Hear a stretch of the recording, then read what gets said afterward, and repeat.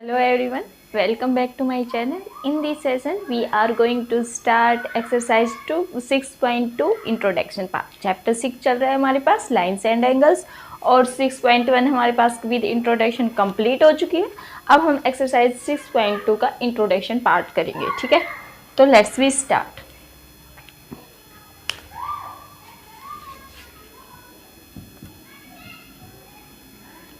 क्या है introduction? Introduction बेटा इसलिए करवाया जाता है ताकि आपकी जो भी एक्सरसाइज में जो भी कॉन्सेप्ट लगेंगे ना, तो वो कॉन्सेप्ट आपको क्लियर हो. ये नहीं कि मैं पूरी एक्सरसाइज करवा रही हूँ, ताकि आपके जो भी कॉन्सेप्ट यहाँ पे लगेंगे ना, तो आपको वो क्लियर होने जरूरी है, ताकि क्वेश्चन करोगे ना तो ईजिली सोल्व हो जाएंगे वो, ठीक है. इसलिए मैं इंट्रोडक्शन पार्ट पे ज़्यादा इंपॉर्टेंस देती हूँ कि इंट्रोडक्शन होना बहुत ज़रूरी है, ठीक है. उसमें हमारे पास कॉन्सेप्ट क्लियर हो जाएंगे, ठीक है. और कॉन्सेप्ट का पता ही है, कॉन्सेप्ट पावर होते हैं क्यों मैथमेटिक्स, ठीक है. तो हमारे पास इसमें 6.2 में है क्या? 6.2 में हमारे पास एक ट्रांसवर्सल लाइन है. लाइंस एंड एंगल्स के बारे में पढ़ रहे हैं, तो ऑब्वियस सी बात है लाइंस के बारे में पढ़ेंगे अब, या एंगल्स के बारे में पढ़ेंगे. तो इसमें हमारे पास एक दे रखा है पैरेलल लाइंस. हालांकि मैंने इंट्रोडक्शन पार्ट में मैंने करवा दी थी 6.1 के इंट्रोडक्शन पार्ट में, फिर भी मैं तुम लोगों को एक बार समझा देती हूँ, माइंड से स्लिप हो गई हो तो. पैरेलल लाइन होती है जब टू लाइंस के बीच में कांस्टेंट डिस्टेंस होती है ना, वो फिक्स होती है, ठीक है. जैसे कि हमारे पास टू लाइंस हैं और दो लाइंस के बीच में हमारे पास डिस्टेंस सेम हो, यानी वो कभी मीट नहीं होती, आपस में मिलती नहीं है वो, ठीक है. जैसे कि हम ये बता देते हैं, ये ले ली टू लाइंस, एक इस साइड एंड इस साइड. तो ये जो कांस्टेंट डिस्टेंस होती है ना, ये डिस्टेंस ये हमेशा इक्वल रहेगी, यानी कि यहाँ पे 2 है तो यहाँ पे भी 2 ही रहेगी, यहाँ पे भी 2 ही रहेगी, कंटिन्यू 2 ही चलेगी. तो ये हमारे पास क्या होंगी? पैरेलल लाइंस होंगी, ये आपस में कभी नहीं मिलती, ठीक है. और जब हमारे पास टू पैरेलल लाइंस को एक लाइन आके कट करते, ओके, एक लाइन, तो इस लाइंस को हम कहते हैं ट्रांसवर्सल लाइंस. क्या कहते हैं? Transversal line. समझ में आया? जब टू लाइंस इक्वल्स पार्ट में मतलब कांस्टेंट डिस्टेंस फिक्स हो तो वो पैरेलल लाइंस होती है. जब टू पैरेलल लाइंस को एक लाइंस आके इंटरसेक्ट करती है डिफरेंट पॉइंट पे, तो वो हमारे पास क्या कहलाएगी? ट्रांसवर्सल लाइन कहलाएगी, ठीक है. तो हम पैरेलल लाइन समझ में आ गया. ट्रांसवर्सल क्या होती है? ट्रांसवर्सल होती है जब to a line intersect two parallel lines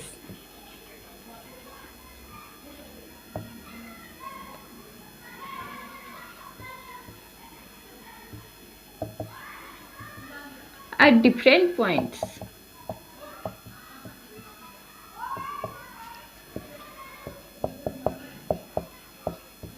Is called transversal line, ठीक है. जब टू पैरेलल लाइंस को, या टू से भी ज़्यादा हो सकती है, लेकिन वो लाइन क्या होनी चाहिए? पैरेलल होनी चाहिए, ठीक है. ये नहीं कि टू ही हो, टू से ज़्यादा भी हो सकती है, लेकिन इनमें डिस्टेंस सेम टू सेम होना चाहिए, यानी कि हमारे पास तीनों लाइन पैरेलल होनी चाहिए, हो सकती है, ठीक है. तो ऐसे करके पैरेलल, लेकिन यहाँ पे जो लाइंस होंगी इंटरसेक्ट करिए, वो लाइंस क्या होनी चाहिए? पैरेलल होनी. तो हमारे पास एक लाइन इंटरसेक्ट करती है, तो वो हमारे पास क्या कहलाती है? ट्रांसवर्सल लाइन कहलाती है, ठीक है. तो a line intersect two parallel two and more parallel lines, ठीक है, एट डिफरेंट पॉइंट, तो वो हमारे पास क्या कहलाएंगी? ट्रांसवर्सल लाइन कहलाएगी, ठीक है.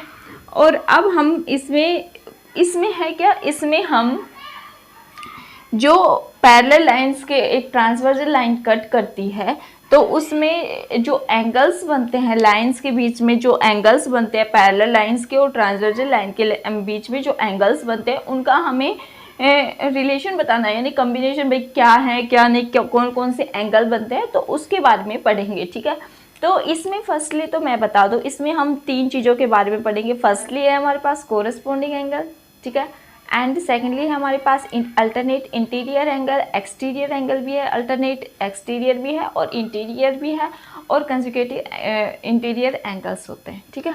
तो ये हम 3-4 एंगल्स के बारे में पढ़ेंगे. तो लेट्स वी स्टार्ट. हम फर्स्टली पढ़ेंगे कोरस्पॉन्डिंग एंगल। अब मैंने ये कहा कि कोरस्पॉन्डिंग एंगल जब बनते हैं जब टू पैरेलल लाइंस को एक ट्रांसवर्सल लाइन इंटरसेक्ट करती है, तो वो हमारे पास क्या कहलाती है। यहाँ पे हमारे पास एंगल्स बनते हैं, ये ले लिया, ये ले लिया, ये ले लिया, ये। कितने एंगल बन गए? 4 एंगल बन गए। टोटल कितने बन गए हमारे पास? 8 एंगल्स बने यहाँ पे, ठीक है। यहाँ पे 1 ले लिया, 2 ले लिया, 3 ले लिया, 4 ले लिया एंड 5 ले लिया, 6 ले लिया, 7 ले लिया, 8 ले लिया। ओके, तो ये हमने एंगल्स नेमिंग कर दी हमने एंगल्स की। तो हमने 8 एंगल्स हैं ना, उनके बारे में लिख दिया।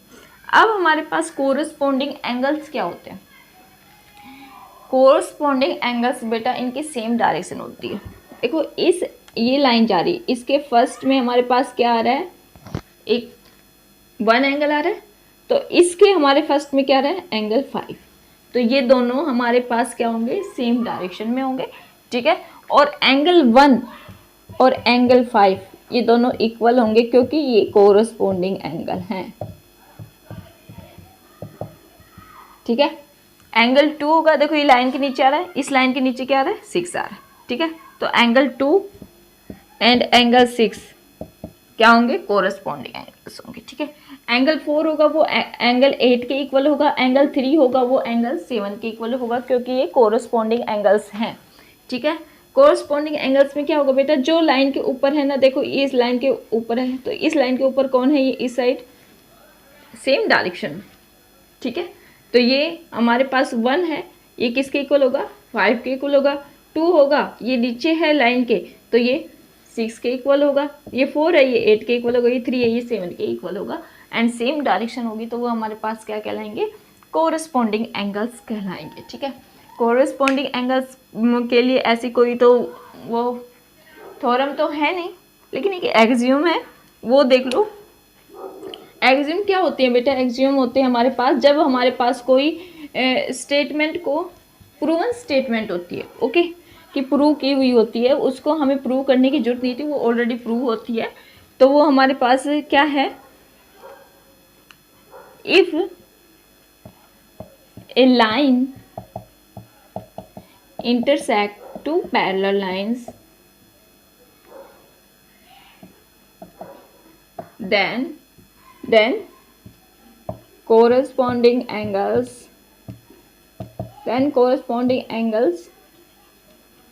are equal, okay. जब हमारे पास एक लाइन 2 पैरेलल लाइंस को इंटरसेक्ट करती है तो हमारे पास कोरस्पॉन्डिंग एंगल्स क्या होंगे? इक्वल होंगे। अब इसका कन्वर्स भी है। कन्वर्स क्या होता है हमारे पास? जब हमारे पास अगर कोरस्पॉन्डिंग एंगल्स इक्वल हैं तो हमारे पास हमें समझ जाना चाहिए कि वो लाइन क्या होंगी? पैरेलल लाइंस होंगी, ठीक है। अगर हमारे पास देखो 2 एंगल्स दे रखे हैं, एक एंगल 50 दे रखा है, ये 50 दे रखा है, यानी कि कोरस्पॉन्डिंग एंगल्स इक्वल दे रखे हैं, तो हमारे पास हमें समझ जाना चाहिए कि ये दोनों लाइन क्या हैं? पैरेलल हैं, पैरेलल है, ठीक है, समझ जाना चाहिए, ठीक है। तो इसमें हमारे पास कोरस्पॉन्डिंग एंगल्स क्या बताए? कोरस्पॉन्डिंग एंगल्स होते हैं सेम डायरेक्शन में। जैसे कि हमारे पास ये 50 है, तो इसके जो इस लाइन के ऊपर जो बनेगा वो भी 50 का ही होगा, तो हमारे पास क्या होंगे? कोरस्पॉन्डिंग एंगल्स होंगे, ठीक है। अब हम नेक्स्ट करते हैं अल्टरनेट इंटीरियर एंगल, ठीक है। अल्टरनेट एंगल्स पढ़ते हैं। अब अल्टरनेट एंगल्स क्या होते हैं? अल्टरनेट एंगल्स, पहले हम इंटीरियर के बारे में पढ़ते हैं। अल्टरनेट एंगल्स बता देते हैं क्या होते हैं। एंगल्स होते हैं जस्ट अपोजिट एक दूसरे के, अल्टरनेट कहलाते। जैसे कि 2 पैरेलल लाइंस है, क्योंकि हमें कॉम्बिनेशन इन्हीं के रिलेशन इन्हीं का बताना है कि 2 पैरेलल लाइन को जब एक ट्रांसवर्सल लाइन कट करती है तो कौन कौन से एंगल बनते हैं और उनके बीच में क्या क्या रिलेशन होता है, तो वो बताना है, ठीक है। अब हम क्या करेंगे, ये हमने 1 लिया था, चलो 1 लेते हैं, 2 लेते हैं, 3 लेते हैं एंड 4 लेते हैं, ठीक है। एंड ये 5 हो गया, ये 6 हो गया, नेमिंग कर देते हैं, 7 हो गया, ये 8 हो गया, ओके, हमने नेमिंग कर दिया इनका। अब हम अल्टरनेटिव एंगल्स बनते हैं, एक तो इंटीरियर बनते हैं, एक तो ये अंदर वाले बनते हैं। इंटीरियर मैंने कि जो हमारे 2 पैरेलल लाइंस के बीच में जो एंगल्स बनते हैं वो, और एक्सटीरियर अल्टरनेट एक्सटीरियर बनते हैं जो हमारे पास क्या होते हैं?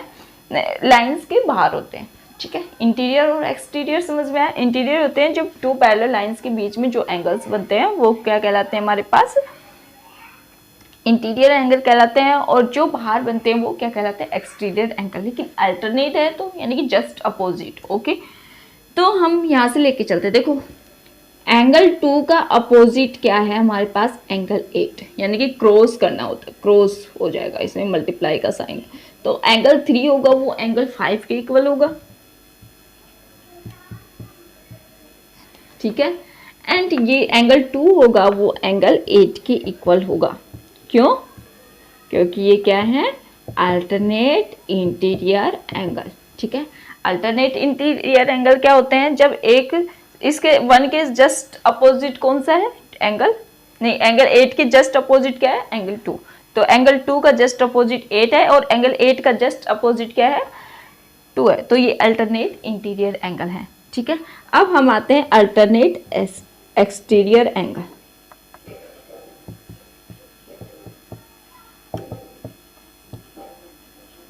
ठीक है, अल्टरनेट एक्सटीरियर एंगल्स क्या होते हैं बेटा, ये जो बाहर है ना, जो लाइन के बाहर बन रहे हैं उनमें हमारे पास इनका क्रॉस करके देखो, एंगल 1 का जस्ट अपोजिट क्या हुआ हमारे पास, एंगल 1 का जस्ट अपोजिट हो गया एंगल 7, एंड एंगल 4 का हमारे पास जस्ट अपोजिट हो गया एंगल 6 हो गया, ठीक है। तो ये हमारे पास क्या होंगे, अल्टरनेट इंटीरियर एंगल और ये अल्टरनेट एक्सटीरियर। जो लाइन के दो लाइनों के बीच में बन रहे हैं वो अल्टरनेट इंटीरियर एंगल होंगे। कैसे होंगे, जब एक दूसरे के सामने आमने सामने जो एंगल्स होंगे, यानी क्रॉस का साइन करके देखेंगे, तो क्रॉस का साइन करेंगे तो इसके जस्ट अपोजिट में 8 है, इसके जस्ट अपोजिट में एंगल 5 है, ठीक है।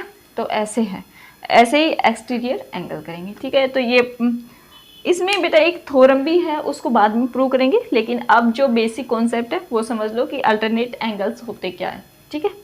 अब हम नेक्स्ट पढ़ेंगे कंजुगेटिव एंगल्स।